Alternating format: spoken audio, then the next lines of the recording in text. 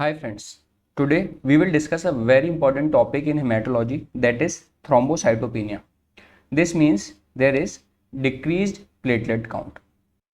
In this we will discuss a brief introduction, then approach, and finally what are the various causes and the treatment of individual causes. These will include infection, drug-induced thrombocytopenia, heparin-induced thrombocytopenia, immune thrombocytopenic purpura, inherited thrombocytopenias, and finally TTP and HUS.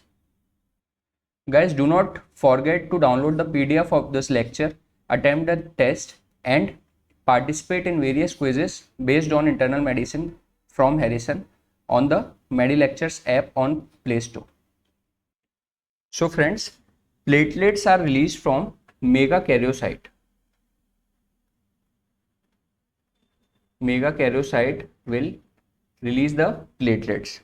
Now these are anucleate structures which are responsible for the clotting mechanism of the blood. When we consider the normal platelet count, it is 1.5 lakhs to 4.5 lakhs per microliter or cubic mm of blood. The normal lifespan of platelet is 7 to 10 days. Now the major regulator of platelet production is thrombopoietin.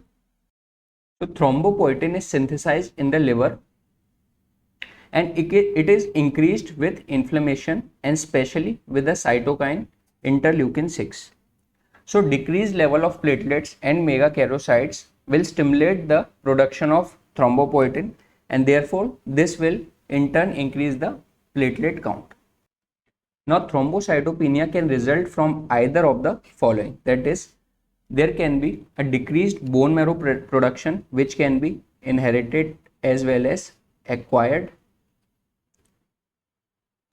There can be sequestration, usually in an enlarged spleen, or there can be increased destruction of the platelets. Now in evaluating a patient with thrombocytopenia, a key step is to review the peripheral blood smear and first rule out the pseudothrombocytopenia. So what is this pseudothrombocytopenia?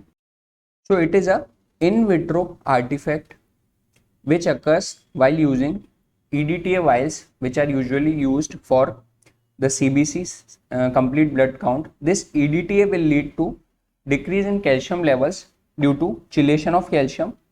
This will in turn lead to platelet agglutination. Now there are antibodies formed, which is most commonly IgG, although IgM or IgA antibody can form in the presence of hypocalcemia, and this will lead to platelet agglutination.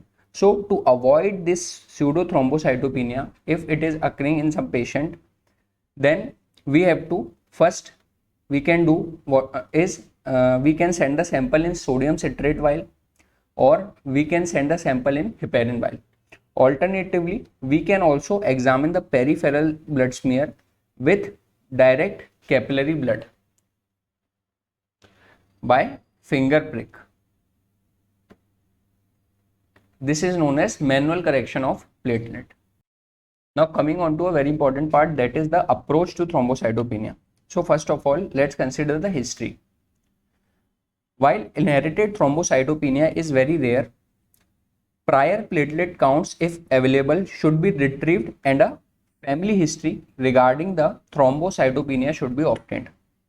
Also, a careful history of drug ingestion should be obtained, including non-prescription drugs or herbal medicines, because the most common cause of thrombocytopenia is drugs. Now, physical examination can help us document splenomegaly, evidence of CLD, which can be a cause of thrombocytopenia due to sequestration. Now, when we consider the platelet count, a count of 5,000 to 10,000 is required to maintain the vascular integrity.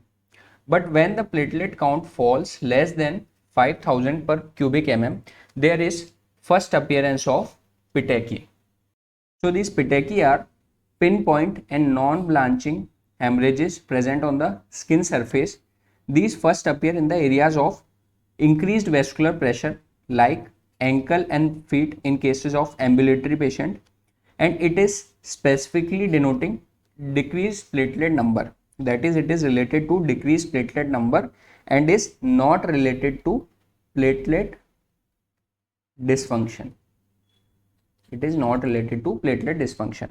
On the other hand, excessive bruising, it is related both to the number as well as platelet dysfunction. Also, wet purpura on the oral mucosa and blood blisters denote the increased risk of life-threatening hemorrhage in a thrombocytopenic patient. Now, when we consider the lab parameters, CBC with peripheral smear will show the platelet morphology, and it is a very critical component of evaluation of patient of thrombocytopenia. We will be seeing the slides in the presentation later. Also, we can do a ultrasound if we are finding difficult to palpate the spleen for splenomegaly. Now, is there any bone marrow disorder which can lead to isolated thrombocytopenia? Now, when we consider the bone marrow disorders, usually these disorders lead to pancytopenia, that is decrease in all three counts, or at least bicytopenia. But myelodysplasia can lead to isolated thrombocytopenia. So whenever a patient with thrombocytopenia of more than 60 years of age present to us with isolated thrombocytopenia, we have to perform bone marrow examination. And this is very important point, that a more than 60-year-old individual present with isolated thrombocytopenia, then we have to perform bone marrow examination to rule out myelodysplasia. Now let's come on to the causes.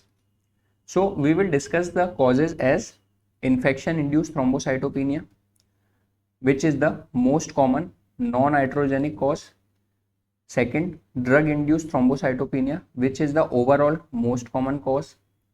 Heparin-induced thrombocytopenia will be considered as a separately because it is a very important topic. Then we will see immune thrombocytopenic purpura, which is known as ITP, also known as idiopathic thrombocytopenic purpura. Then we will discuss some inherited thrombocytopenias, and finally thrombotic thrombocytopenic purpura and hemolytic uremic syndrome. Now friends, let's see the algorithm for thrombocytopenia evaluation. Now when a patient with platelet count less than 1.5 lakhs per cubic mm, that is thrombocytopenia, presents to us, then we will first see the hemoglobin and WBC counts. If these are abnormal, then we will go for bone marrow examination. That is, there is some abnormality in bone marrow and the production of all three lineages is abnormal. But if the hemoglobin levels and WBC count is normal, then we will look after peripheral blood smear. If the platelets are clumped, this means that it is pseudo thrombocytopenia due to EDTA. We will withdraw the sample in sodium citrate or heparin vial. If this is not present, then we will see the RBC morphology. If fragmented RBCs are present, then these are cystocytes, which is seen in microangiopathic hemolytic anemias like DIC, TTP, HUS. But if the RBC morphology is normal and platelets are normal or increased in size, we can consider drug-induced, infection-induced, idiopathic immune thrombocytopenia and congenital thrombocytopenia. Also, we have discussed that if a patient with isolated thrombocytopenia more than 60 years of age present to us, we will again go for bone marrow examination to rule out myelodysplasia. Now these are the various slides. In the slide A, we can see the normal platelets. These are the normal platelets. So this is the normal. Then in the slide B, we can see the clumping of platelets. Clumping of platelets. This is the case of pseudo thrombocytopenia. So what happens is this: when we process a sample in automated analyzer, the machine will read this clump as a single platelet and therefore will show falsely low platelet levels. Therefore, manual correction is required, or we can redraw the sample in sodium citrate or heparinized bile. Now, in the slide C, we can see abnormally large platelets which are almost as half as size of the RBC. So these abnormally large platelets can be seen in autosomal dominant macrothrombocytopenia. These will be large platelets in a case of thrombocytopenia. In the final slide, the RBCs are abnormal. These are the abnormal RBCs known as cystocytes.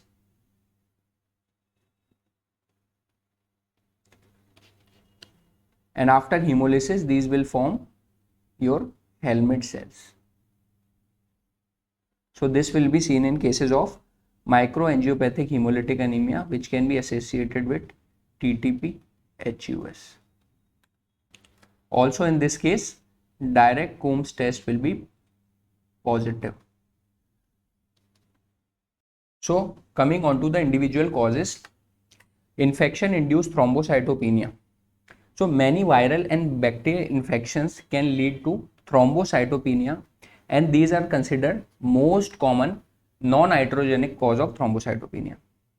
So it may or may not be associated with lab evidence of DIC. DIC means disseminated intravascular coagulation. Now DIC is most commonly seen with infection with gram-negative bacteria, and it is known as consumption coagulopathy. There is consumption of all the platelets and all the coagulation factors. So DIC additional with thrombocytopenia will also show elevated PT and elevated APT, since coagulation factors are also consumed.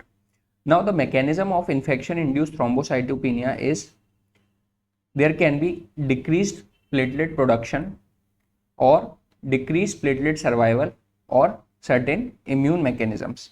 Now these immune mechanisms play role in specifically in infectious mononucleosis and early HIV infection. Early HIV infection. Now early HIV infection is leading to isolated thrombocytopenia. When we consider late HIV, this will lead to pancytopenia, that is decrease in counts of platelets, WBCs as well as RBCs, and it will lead to dysplastic and decreased function of bone marrow. Dysplastic and decreased function of bone marrow.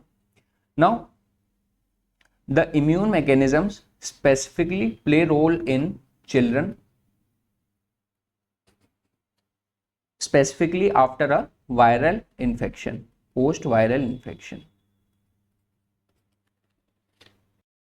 Now, drug-induced thrombocytopenia is the most common overall cause of thrombocytopenia, and it can occur with a variety of drugs. First of all, it can occur with chemotherapeutic agents due to bone marrow suppression. These will lead to bone marrow suppression, but along with thrombocytopenia, these agents will also lead to leukopenia as well as anemia.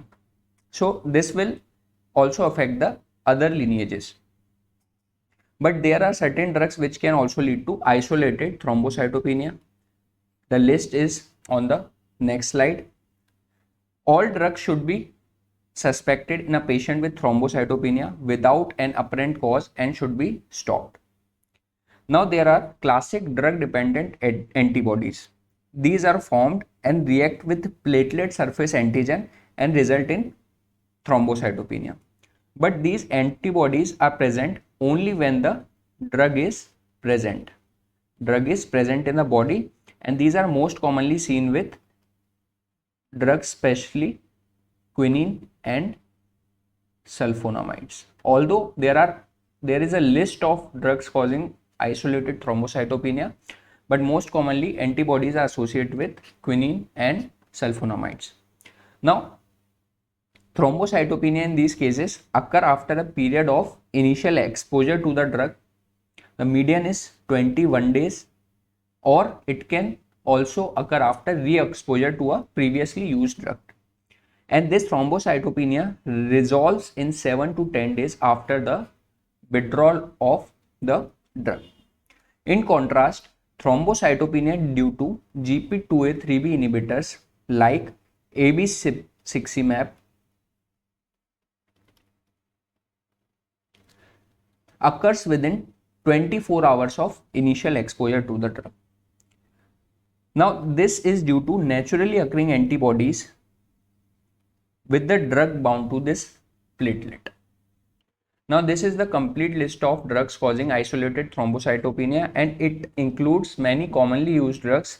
These are abciximab, acetaminophen, amiodarone, amlodipine, ampicillin, carbamazepine, ceftriaxone, ciprofloxacin, diazepam, haloperidol, heparin, quinine, sulfonamides as we have discussed, mirtazapine, naproxen, tirofiban, vancomycin, ranitidine. So there is an endless list of drugs, and any drug should be considered as a thrombocytopenia if not ruled by any other cause.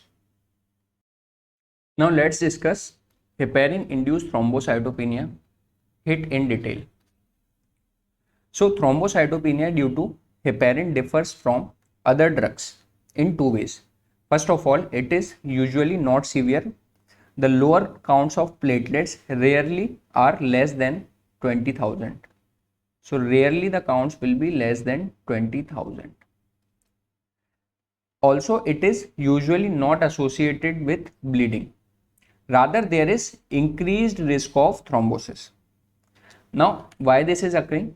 This is occurring due to antibody formation against platelet factor 4 and heparin complex. When heparin is given, both of these will form a complex, that is platelet factor 4 and heparin.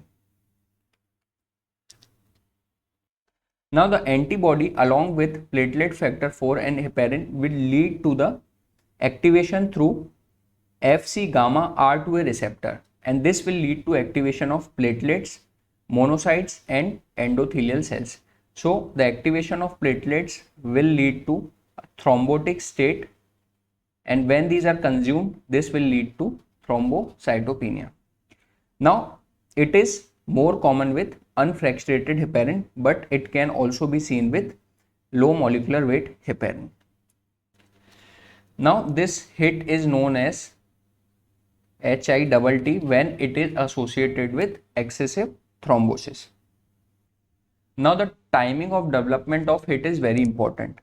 Most patients will develop HIT after the exposure to heparin for at least 5 to 14 days. Therefore, the risk of HIT is after the use for 5 to 14 days. But it can also be developed in less than 5 days if the heparin was used or the patient was exposed to heparin in the last 100 days, because the antibody will be already present in the body. Also, sometimes it can occur after 14 days, even after stopping or withdrawing the heparin. Even after stopping or withdrawing the heparin, this is known as delayed onset HIT. Now, for the diagnostic algorithm of HIT, we have a 4T formula. That is, first T stands for there will be thrombocytopenia. There should be a timing for platelet drop, timing, that is 5 to 14 days usually after the use of heparin. There should be evidence of thrombosis, and the final T is other causes not evident. So this is other causes are ruled out. Other causes are ruled out. So thrombocytopenia with specific timing along with thrombosis and other causes are not relevant. This is very specific for HIT. Now, for the laboratory testing of HIT, usually it is a clinical diagnosis and lab test is not required. 4T formula is very important for the diagnosis. But we can detect the antibody, that is hit antibody, which is anti-heparin platelet factor 4 antibody, by two ways. Either we can perform ELISA or platelet activation assay. ELISA with PF4 polyanion complex as antigen can be used, but it has low specificity.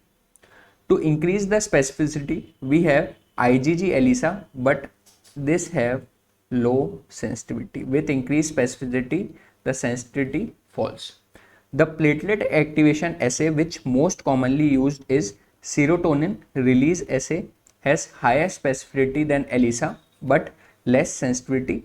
In this, what we do is we measure the ability of patient's serum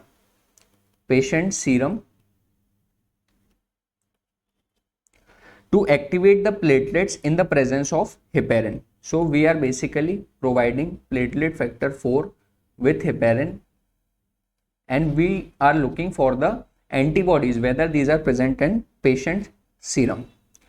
So we measure the ability of patient serum to activate the platelets in the presence of heparin in concentration dependent manner. This is serotonin release assay. Now coming on to the treatment of heparin-induced thrombocytopenia. Early recognition of this condition is very important so that we can promptly discontinue the heparin. Now this leads to both venous as well as arterial thrombosis. Imaging studies can be done like lower limb duplex Doppler imaging to evaluate patient for thrombosis. Now since it is a prothrombotic state, we need alternative anticoagulants. We will be needing alternative anticoagulants. So these include direct thrombin inhibitors like ergotamine and bivalirudin. There can be antithrombin binding pentasaccharide like fondaparinux and direct factor 10A inhibitor like danaparoid. Now only ergotamine is FDA approved and rest others are not FDA approved for this condition. Now what about LMWH? Can we use LMWH? No. Since the antibodies in HIT will also react with LMWH, therefore it is also not used. Now patient should be transitioned to warfarin as an additional anticoagulant, and this should be given for at least 3 to 6 months. Now it is important to note that warfarin treatment should be overlapped with either direct thrombin inhibitor or fondaparinux. This is because if we give the warfarin alone, this can precipitate thrombosis. Also, it should be started after the resolution of thrombocytopenia and when there is lessening of prothrombotic state. Now, when we give the warfarin alone, this can lead to clotting activation due to decreased protein C and protein S levels. Now, after the HIT is completed, let's come to immune thrombocytopenic purpura. Now, this is also known as ITP or idiopathic thrombocytopenic purpura. It is a acquired disorder. Now, what is the mechanism behind this disorder? It can lead to immune mediated destruction of platelets, and possibly there is inhibition of platelet release from the megakaryocytes. So there is inhibition of platelet release from the megakaryocyte. But the main mechanism is immune mediated destruction of platelets. Now this can be a disease of both children and adults. So the presentation is different in both. In children, it usually presents as an acute disease which follows a infection, and it has a self-limited course, that is no treatment is given and it is usually self-limited. On the other hand, in adults, it is a chronic condition and usually takes months for remission after the treatment. Now, secondary ITP is a condition which is associated with any underlying disorder. So these disorder can either be a autoimmune disorder like SLE. So SLE can be seen along with ITP, or it can be a infection associated ITP. Infections which can be associated with ITP are HIV, hepatitis C, and H. pylori. Although the association of H. pylori with ITP is unclear and there is geographical variation for this association. Now, when we consider the features, there is mucocutaneous bleeding with very low platelet count, and when we check the smear, the peripheral blood smear is normal in smear with rest cells as normal. So patient usually present with petechiae, ecchymosis or incidental thrombocytopenia in a CBC report. Now there can be mucocutaneous bleeding or oral mucosal bleeding, GI mucosal bleeding or heavy menstrual bleeding. Rarely there can be life-threatening bleeding like CNS bleed. Now, as we have discussed that wet purpura and retinal hemorrhages, if present, are the signs which can herald life-threatening bleeding. So these are the red flag signs: wet purpura and retinal hemorrhage if seen on fundoscopy. Now the laboratory testing for ITP include peripheral smear. So in peripheral smear we can see large platelets with normal morphology. There will be only increased size and morphology will be normal. Now there can be presence of microcytosis and hypochromia if there is associated iron deficiency due to blood loss. Now bone marrow examination should be done when other signs or lab abnormalities are not explained by ITP or patients are not responding to the initial treatment for the ITP. Also, we have to test for secondary causes like serology for HIV, hepatitis C, SLE, and test for H. pylori.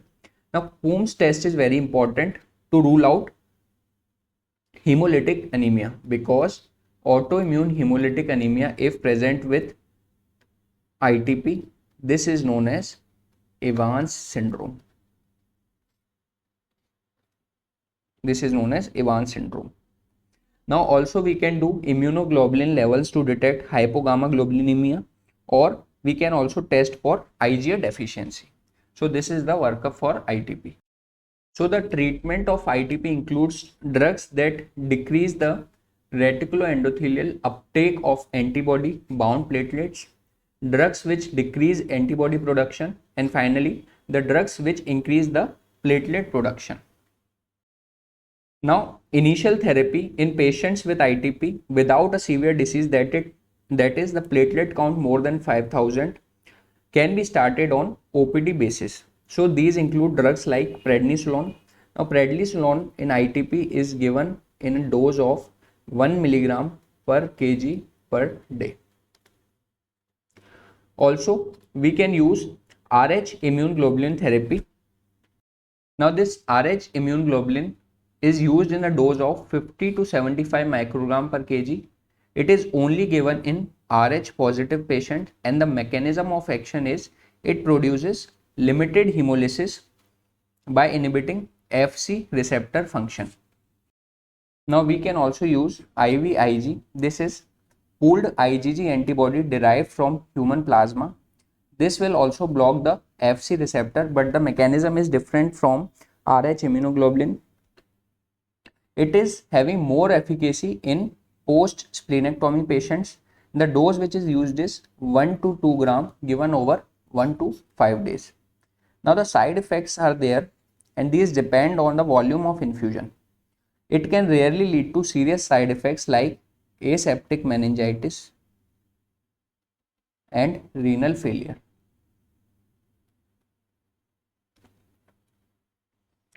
Now for severe patients, we have to hospitalize these patients, and combine treatment with high dose glucocorticoids with IVIG or anti-Rh immunoglobulin therapy should be given. Now rituximab can be used, which is a anti-CD20 antibody that is against B cell. It is used in refractory ITP and leads to remission of in almost 30% patients. Now, splenectomy can be done for patients who relapse after the glucocorticoids are tapered. When we taper the glucocorticoids and if there is relapse of ITP, then we can go for splenectomy. Now we have certain thrombopoietin receptor agonists like L-trombopag and romiplostim. So this L-trombopag is oral thrombopoietin analog and romiplostim is subcutaneous. These will increase the platelet number. And specifically these are useful for post splenectomy relapse or the patient is unresponsive to any treatment. Also, it is important to note that L-trombopag is also FDA approved for children more than 1 year of age. So it can be used in children as well. Now after we have discussed the ITP, let's list a few inherited thrombocytopenia syndromes. Now these can be either autosomal dominant, autosomal recessive or X-linked. So autosomal dominant thrombocytopenia occurs due to mutation in non-muscle myosin heavy chain, and the gene is MYH9. So this occurs due to mutation in MYH9. Now let's discuss the individual syndromes. In autosomal dominant, the syndromes include May-Hagelin anomaly, Sebastian anomaly, Epstein anomaly and Fechner syndrome. Autosomal recessive include congenital amegakaryocytic thrombocytopenia, thrombocytopenia with absent radii, and Bernard-Solier syndrome. This Bernard-Solier syndrome has absent GP1B9. This is absent, which is von Willebrand factor adhesion receptor on the platelet. Now, X-linked disorders include Wiskott-Ehlers syndrome and disorders due to mutation in GATA1. Now, coming on to the last part of this presentation, that is thrombotic thrombocytopenic microangiopathies. These disorders are characterized by thrombocytopenia, microangiopathic hemolytic anemia, and lab evidence of hemolysis and thrombosis. So the disorders which are included are TTP, that is thrombotic thrombocytopenic purpura, and hemolytic uremic syndrome. So TTP is seen in adults and HUS is seen in children. So other than these disorders, these also include some medications, infections, pregnancy and vasculitis. So these disorders can also lead to thrombotic thrombocytopenic microangiopathies. Now when we consider the difference of TTP and HUS with DIC, now this TTP and HUS will only lead to decrease in platelet count with PT and APTT being normal.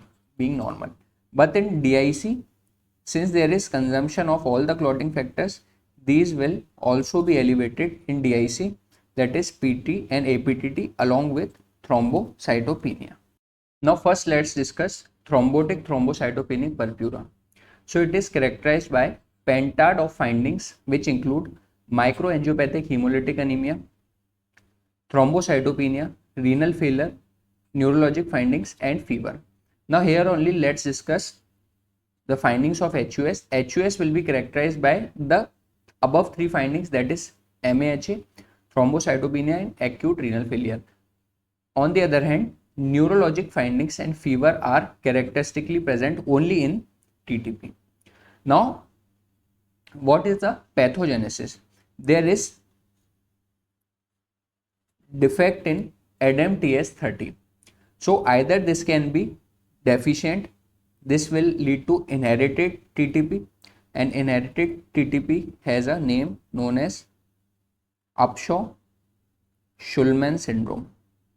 Upshaw-Schulman syndrome, which is having deficiency of ADAMTS30, or there can be antibodies against this metalloproteinase which will be characteristic of idiopathic TTP. So ADAMTS13 is a metalloprotease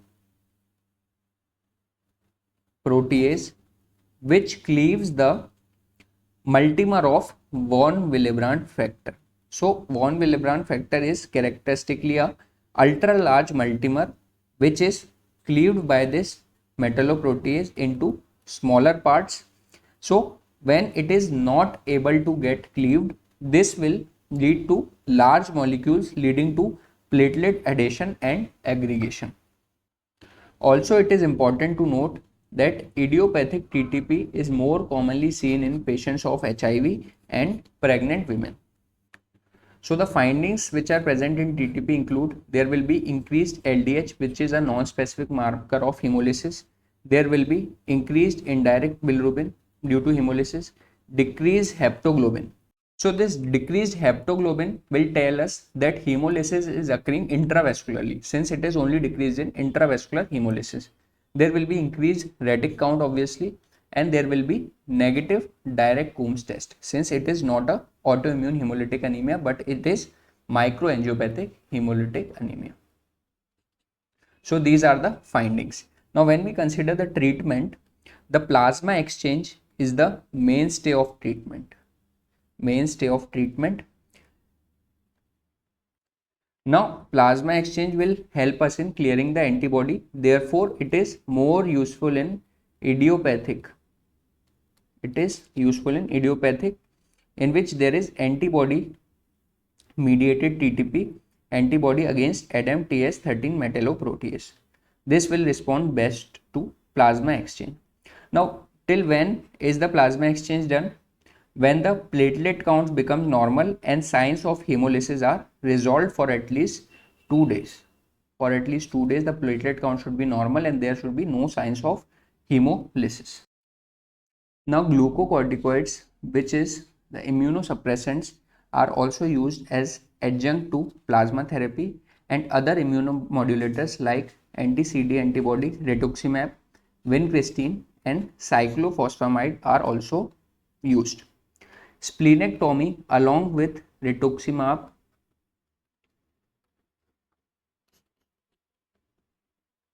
is also having very high efficacy in the treatment of TTP. Now coming on to the last syndrome of this presentation, that is hemolytic uremic syndrome. So it is characterized by a triad, that is acute renal failure, microangiopathic hemolytic anemia and thrombocytopenia. So fever and neurological features are absent in this condition which are present in TTP.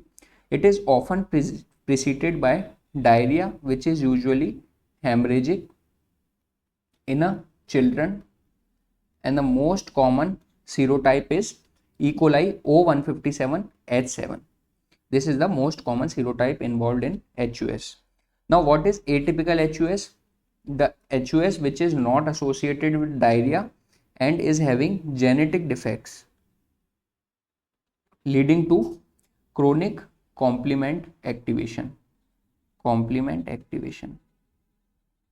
Since complement activation is the pathogenesis of HUS, there are certain genetic defects leading to complement activation. This is atypical HUS.